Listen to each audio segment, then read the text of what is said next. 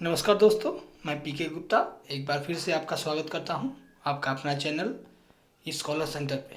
साथियों, आज हम लोग यूजीसी नेट के फर्स्ट पेपर से रिलेटेड वन लाइनर क्वेश्चन करेंगे।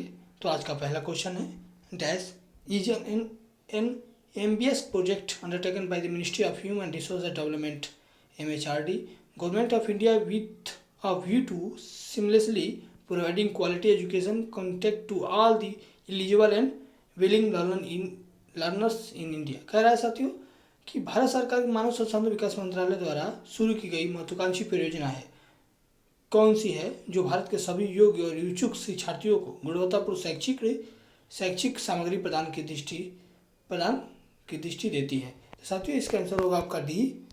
साथियों, इसका फुल फॉर्म होता है, आइए देखते हैं, national mission on education through the information and communication and technology, सूचना और संचार प्रौद्योगिकी के माध्यम से शिक्षा पर राष्ट्रीय मिशन। साथियों, इस बात का भी ख्याल हमें रखना चाहिए कि क्वेश्चन आपको इसके फुल फॉर्म से रिलेटेड भी पूछ सकता है, इसलिए इससे सवाल पूछने की ज़्यादा संभावना रहती है। आगे बढ़ते हैं, दूसरा क्वेश्चन पूछ रहा है, an dash is a computer network build by a business to interconnect its various company sites such as production sites, offices and shops in order to share computer resources. पूछ रहा है साथियों, कौन ऐसा कंप्यूटर नेटवर्क है जो व्यवसाय के लिए अपनी विभिन्न कंपनी साइटों जैसे उत्पादन साइटों, कार्यालयों, दुकानों को जोड़ने के लिए बनाया गया ताकि कंप्यूटर संसाधनों का साझा किया जा सके। साथियों, इसका आंसर होगा आपका, आइए देखते हैं, इसका आंसर होगा आपको इंटरप्राइजेज प्राइवेट नेटवर्क यानी EPN, उद्यमी निजी नेटवर्क। तो इसका आंसर होगा आपका सी। आगे बढ़ते हैं, अगला क्वेश्चन, तीसरा क्वेश्चन देखिए इस सीरीज का। पूछ रहा है कि netizens refers as an citizens of net. पूछ रहा है, नेटिजन संदर्भित करता है नेट के नागरिक के रूप में, ये सही है गलत? 77, तो इसका आंसर होगा सही। Internet pioneer and author Michael F Hoffman is created with a coining and popularising the terms. आगे बढ़ते हैं, चौथा क्वेश्चन पूछ रहा है कि dash is the main access protocol of the World Wide Web. Web services also use dash to allow software system to communicate in order to share and exchange business logic data. पूछ रहा है साथियों कि world wide web का मुख्य access protocol कौन सा है जो वेब सेवाएं भी डैश का उपयोग सॉफ्टवेयर सिस्टम व्यवहार तर्क और डेटा साझा करने के आदान प्रदान के लिए संवाद करने की अनुमति देता है। तो साथियों, इसका आंसर होगा आपका HTTP।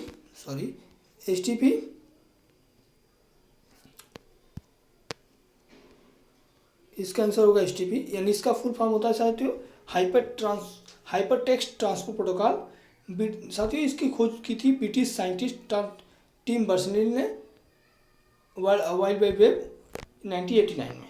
आगे बढ़ते हैं, अगला क्वेश्चन इस सीरीज का पूछ रहा है, और dash is the website usually maintain by individual with regular entries of commentary, description of events, or interactive media such as image or video. Entries are commonly displayed in reverse chronological order with most recent posts show on top. पूछ रहा है, एक website है जिसे आमतौर पर किसी व्यक्ति द्वारा बनाया जाता है, जिसमें टिप्पणियों की नियमित प्रविष्टियाँ, घटनाओं के विवरण या छवियों या वीडियो जैसे परस्पर संवादात्मक मीडिया शामिल हैं। प्रविष्टियाँ आमतौर पर उल्टे कालानुक्रमिक क्रम में प्रदर्शित की जाती हैं, जिनमें सबसे हाल के पोस्ट शीर्ष पर दिखाए गए हैं। तो इसका आंसर साथियों होगा आपका, देखते हैं, इसका आंसर होगा आपका ब्लॉग्स। साथियों, ब्लॉग्स कहते हैं इसको, तो इसका आंसर होगा आपका बी। आगे बढ़ते हैं, अगला क्वेश्चन साथियों, ये फुल फॉर्म से रिलेटेड क्वेश्चन है। पूछ रहा है कि what is full form of basics. तो साथियों, इसका आंसर होगा आपका B, beginners all purposes symbolic instruction codes, ये आपका होगा। आगे बढ़ते हैं, आइए इसका एक्सप्लेनेशन देख लेते हैं। साथियों, कह रहा है कि basic is one of the simplest and earliest high level programming language support to all operating system. आगे देखते हैं अगला क्वेश्चन, सातवां क्वेश्चन है आपका इस सीरीज का। पूछ रहा है, which of the following is most suitable programming language for scientific purpose. पूछ रहा है कि इसमें से कौन से वैज्ञानिक उद्देश्य के लिए सबसे उपयुक्त प्रोग्रामिंग भाषा है। तो साथियों, अब जैसा कि आप जानते हैं कि इस समय वर्तमान में जो वैज्ञानिक भाषा के रूप में फोटान का प्रयोग किया जाता है, तो आपका आंसर होगा ई। आगे बढ़ते हैं, अगला क्वेश्चन पूछ रहा है कि what are the main issues covered under the IT act 2002।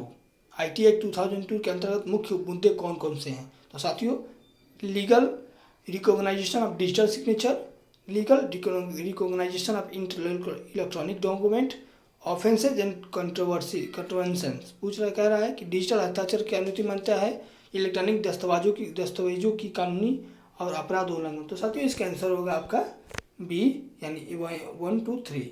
साथियों, पार्लियामेंट ऑफ इंडिया यानी संसद ने इसको इनेक्ट किया था और 9 जून 2019 को इसको इनेक्ट किया गया था। आगे बढ़ते हैं, 10वां क्वेश्चन पूछ रहा है, the dash converts digital signals to analogue signals for the purpose of transmitting data over telephone lines. कह रहा है कि डैश वो कौन सा उपकरण है जो टेलीफोन लाइनों पर डेटा संचारित करने के उद्देश्य से डिजिटल सिग्नल को एनालॉग सिग्नल में परिवर्तित करता है। तो साथियों, जैसा कि आप जानते हैं कि जब हम इंटरनेट का प्रयोग करते हैं तो उसमें क्या होता है, मॉडेम जो होता है उसमें डिजिटल सिग्नल को एनालॉग सिग्नल में बदलता है, यानी इसका आंसर होगा आपका ए। आगे बढ़ते हैं, अगला question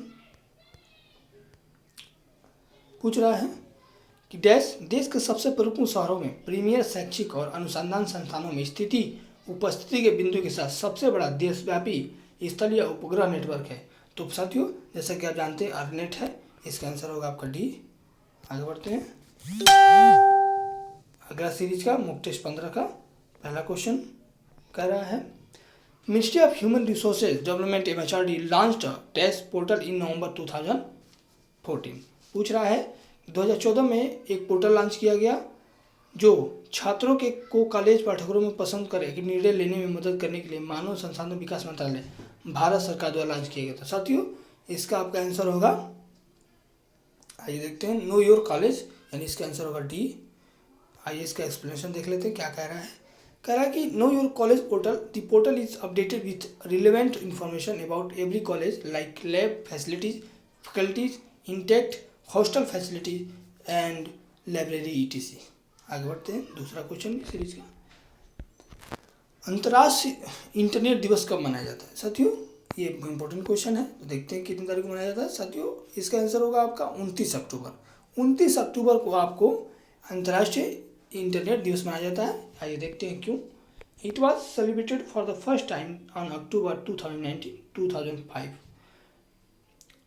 October 29 and 2005. Internet Day aims to show the possibility offered by new technology to improve standard of living by giving people more understanding of technology and its function. आइए बढ़ते हैं, अगला क्वेश्चन देखते हैं। पूछ रहा है, which scheme has been launched by the central government to revive interest in science, mathematics and technology among youth through the support for innovative learning based on the observation and experimentation. पूछ रहा है, केंद्र सरकार ने अवलोकन और प्रयोग के आधार पर नवीन शिक्षण के लिए समर्थन के माध्यम से युवाओं में विज्ञान, गणित और प्रौद्योगिकी के क्षेत्र में रुचि बढ़ाने के लिए नामक कौन सी योजना शुरू की? तो साथियों, इसका आंसर होगा आपका डी, यानी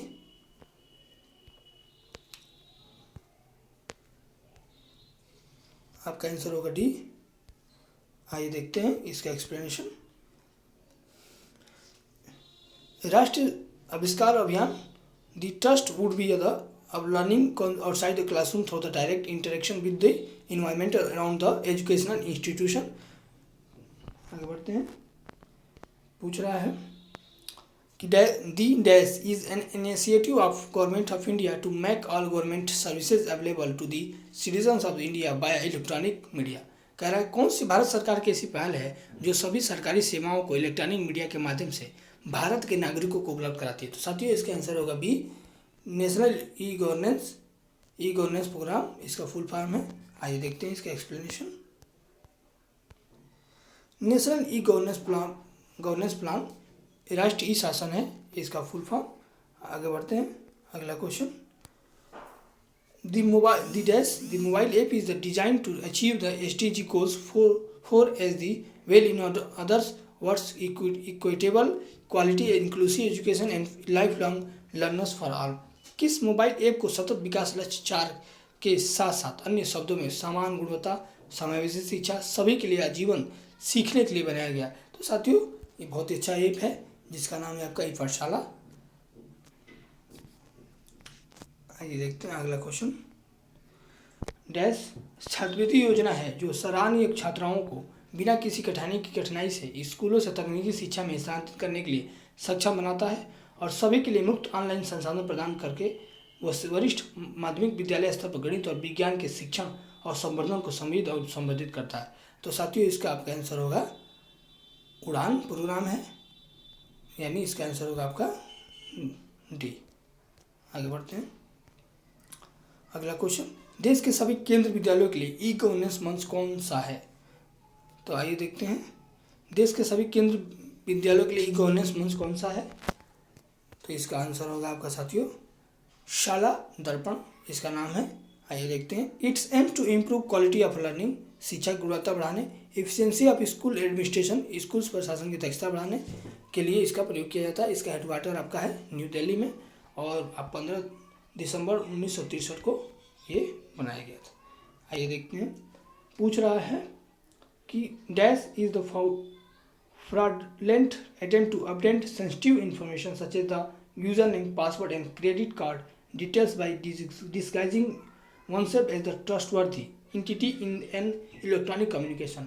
पूछ रहा है साथियों कि एक इलेक्ट्रॉनिक संचार में एक भरोसेमंद इकाई के रूप में अपने आप को छिपाने द्वारा उपयोगकर्ता के नाम, पासवर्ड और क्रेडिट कार्ड वितरण जैसी संवेदनशील जानकारी प्राप्त करने का धोखाधड़ी का प्रयास करने के लिए कौन से मालवेयर का प्रयोग किया जाता है?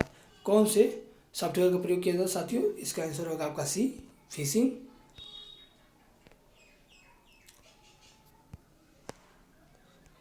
इसका आंसर होगा आपका सी फिशिंग। आइए देखते हैं फिशिंग क्या है। Phishing is a cyber crime in which targets are contacted by email, telephone or text message by someone posing as a legitimate institution to lure individual to its improving sensitive data such as personally identifiable information, banking and credit card details and password, typically carried out by the emails spoofing instant messaging. It is often directs user to enter personal information at the fake website which is match the lookup feel of the legitimate state. आगे बढ़ते हैं अगला question. अगला question है साथियों कि निम्नलिखित में से कौन सा एक निजी कंपनी व्यापक नेटवर्क वर्णन करता है जो सार्वजनिक उपयोग के लिए बंद है? तो साथियों इसका आपका आंसर होगा, ये देखते हैं, इंटरनेट। चूँकि ये आपके सार्वजनिक के लिए नहीं होता, जो इसमें पैसा देता है, जो इसकी कीमत चुकाता है उसी के प्रयोग के लिए होता है। इसका नाम है इंटरनेट। तो इसका आंसर होगा आपका ए। आइए अगला क्वेश्चन देखते हैं। पूछ रहा है कि buying and selling goods over the internet is called internet trade. पूछ रहा है क्या ये सत्य है कि जब हम वस्तुओं और सेवाओं को बेचते हैं इंटरनेट पर तो उसको इंटरनेट ट्रेड कहा जाता है? नहीं साथियों, इसका आंसर होगा आप फालस ही है। इसका आंसर होगा ई कॉमर्स, जिसको हम लोग ई कॉमर्स कहते हैं। तो साथियों इस सीरीज़ का ये अंतिम क्वेश्चन था। फिर मिलते हैं कल। धन्यवाद।